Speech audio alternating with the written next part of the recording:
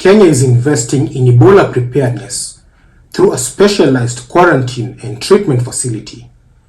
While many might view this facility as purely through a health lens, there is a deeper economic question to it.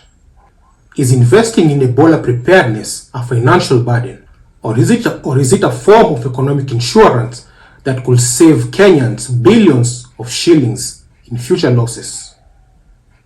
Ladies and gentlemen, welcome. This is The Rundown. My name is Mark Karanja.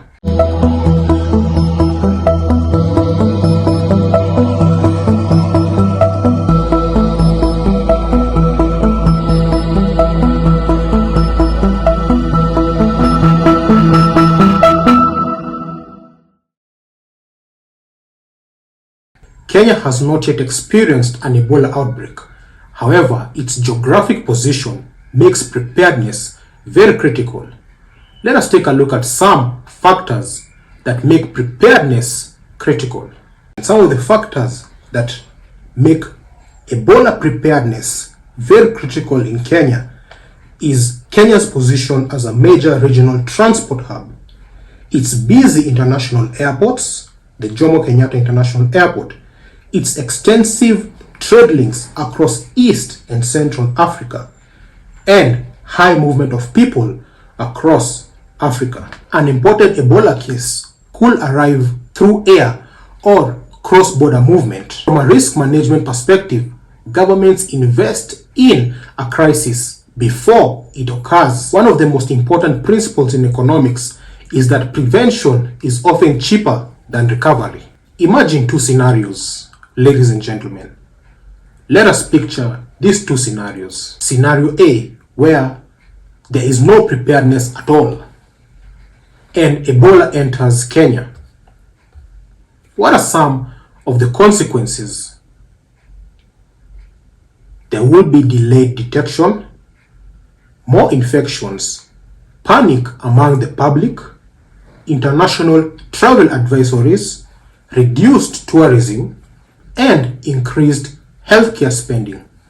Ladies and gentlemen, let us look at scenario B, a scenario whereby an Ebola case has been quickly identified. What are some of the consequences? An immediate isolation, limited transmission, reduced public spending, and reduced public panic. Tourism and trade continues. Upfront investment may appear expensive, but it can reduce a lot of damage. Tourism contributes substantially to the economy of Kenya. A major outbreak will lead to flight cancellations, reduced international arrivals, hotel booking declines, lower safari bookings, and reduced spending in local businesses. A functioning quarantine facility helps reassure Kenyans that travel and tourism is safe. Kenya serves as East and Central Africa's economic gateway. Some of the key sectors include agriculture exports, manufacturing, logistics, and aviation. An uncontrolled outbreak could create border restrictions, delayed cargo movements, increased screening costs, and supply chain disruptions. For businesses, uncertainty creates costs. Preparedness reduces uncertainty.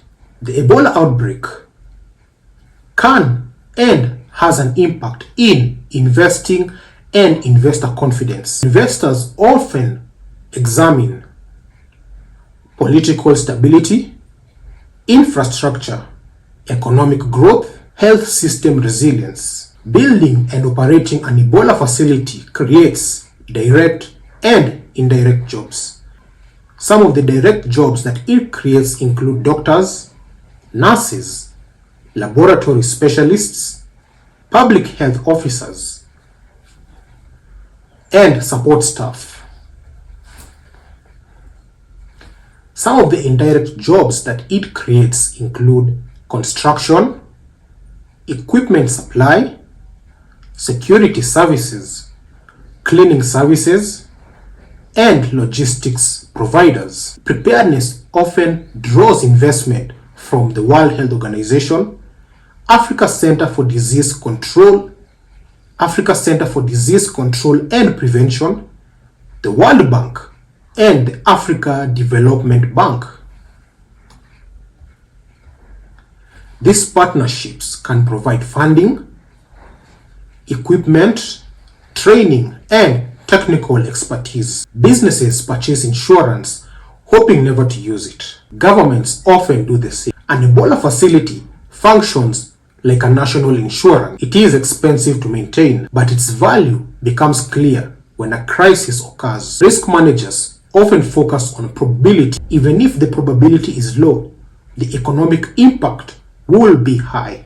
And this, ladies and gentlemen, justifies investment. Critics may argue that the money could fund schools, the money could build roads, the money could improve general health care. This, ladies and gentlemen, is a valid debate. Kenya's Ebola preparedness facility is more than just an event. It is more than just a healthcare project. It is a public health investment, a risk management tool, a potential safeguard for tourism, a protection mechanism for trade, and a signal of resilience to investors. The real economic value of the facility may never be measured by how many patients it treats.